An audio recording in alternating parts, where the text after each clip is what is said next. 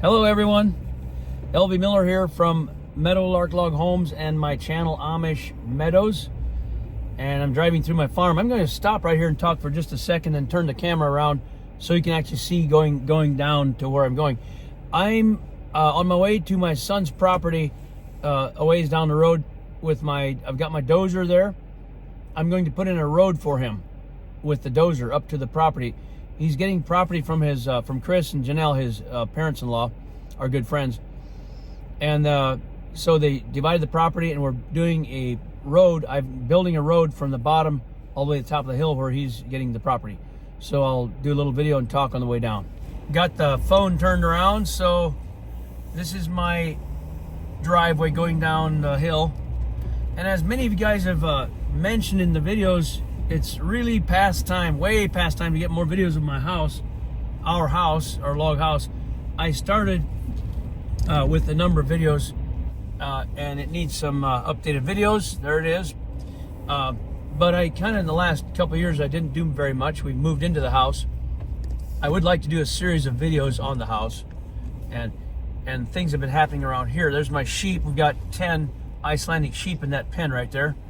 One ram and ewes, and then we got a horse, the horse that we got from my niece. So for right now today, we're going to go do some dozing roadway with my 850 John Deere dozer. And one of the reasons I didn't do as many videos, I was kind of busy last year with the transition of the property, or the Meadowlark Log Homes, to my son Jalon, and that took a lot of the time. So it's my brother's house. This would be an interesting thing. The barn you see in front of us is where my brother Lloyd and his wife Catherine are going to remodel or restore that barn into a house to live in. And I'll capture some of that video as they start to do that.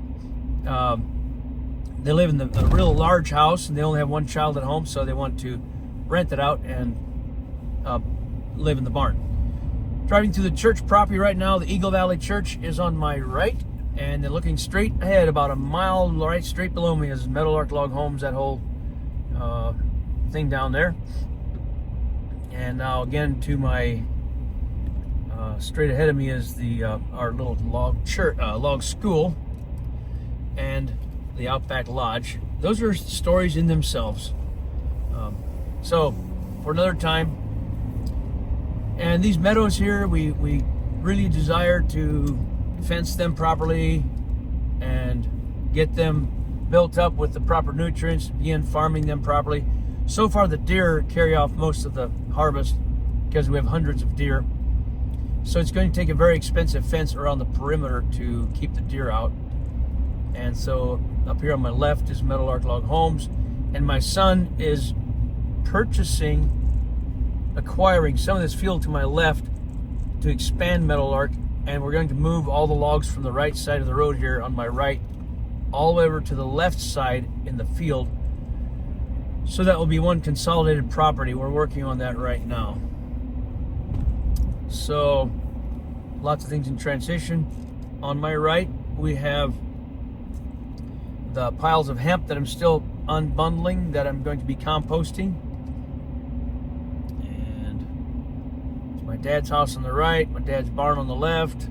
In this video of doing the road, I will give you a good tour of that property so that if anyone's interested, you've got some ideas of what property this is. It is fantastic.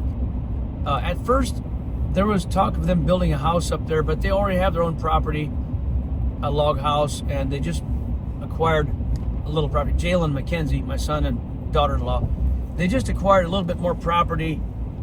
They bought 15 acres adjoining their house, and 3 of the kind of the main foremen, people in the, or really important or very valuable people in Meadowlark for the company.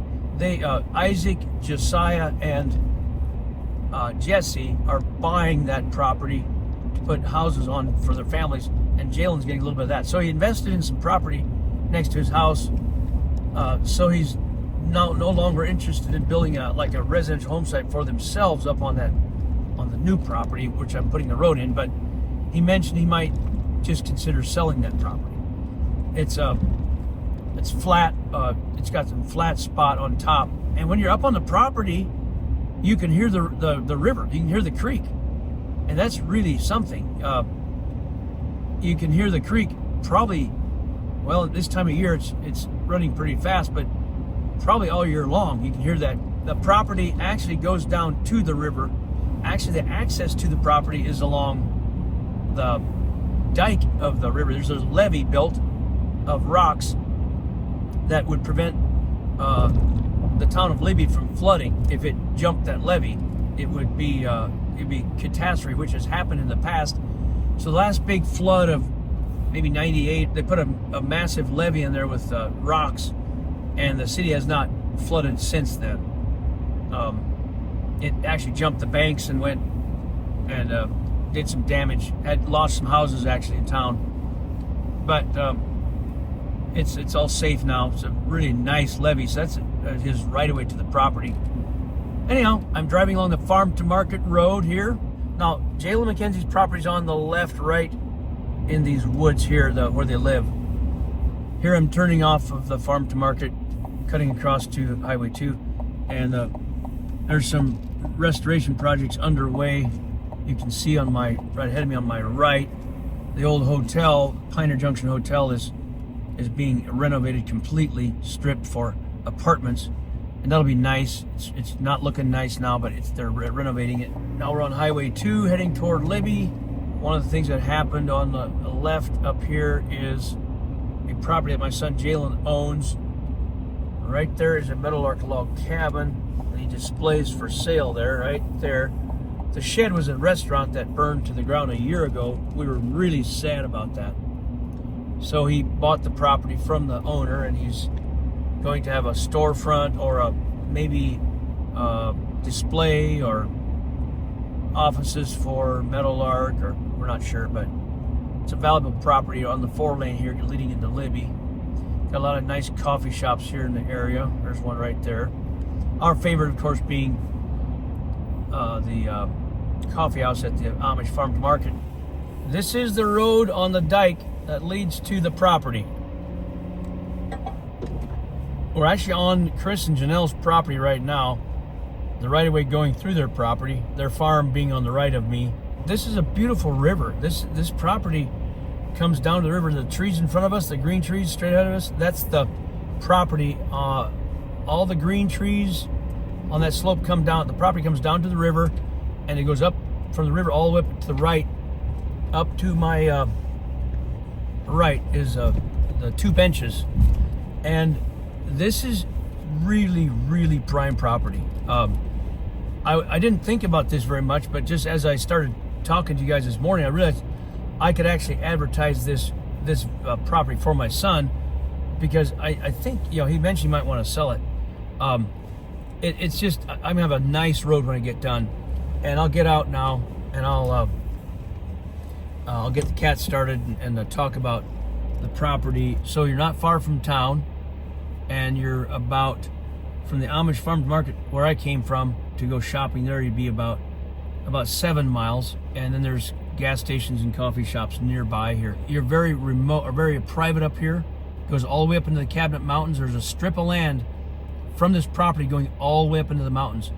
Joining the mountains and the wilderness area on one side of the property, and the Granite Creek on the other side, and this close to town, is a rare piece of property. It wasn't for sale, couldn't be sold, couldn't be anything done with it until there's a road built.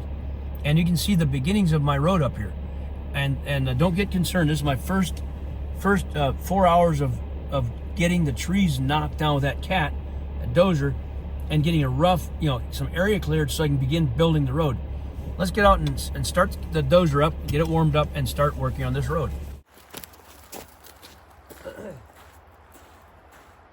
This is my 850B John Deere long track dozer. Some of you have seen this in other videos. I got this one pretty reasonably. The blade was completely rusted, which meant it was sat around a long time. But it's 1991. It's older, but it works so flawlessly. Doesn't use oil. Now, for the machinery people on the channel watching, I know you're going to comment, Elvie, you need to take care of your cat better. I didn't clean out the tracks below, but it's not been freezing. It's I work on this for a couple hours at a time. It gets a lot of clay and mud in there. You're supposed to clean them out.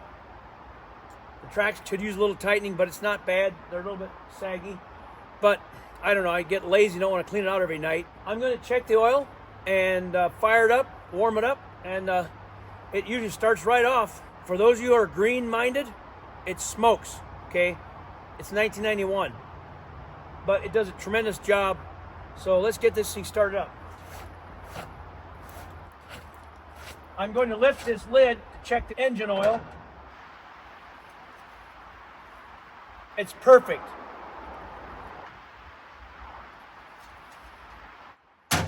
I use AMSOIL 1540 synthetic diesel oil, full synthetic. I got to turn my switch on, my other switch on, my safety thing down, and hit the starter. See if we can get this started.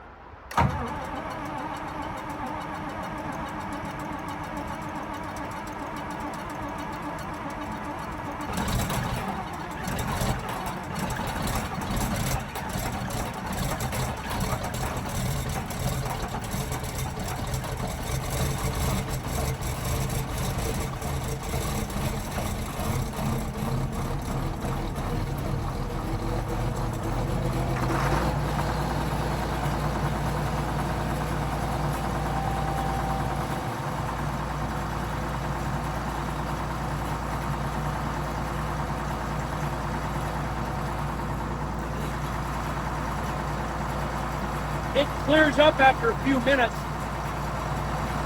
but I like that AMSOIL synthetic motor oil. It's superior oil, very wonderful oil. It starts up. It's got hydrostatic steering with my feet. The dozer is just a marvel. I love it.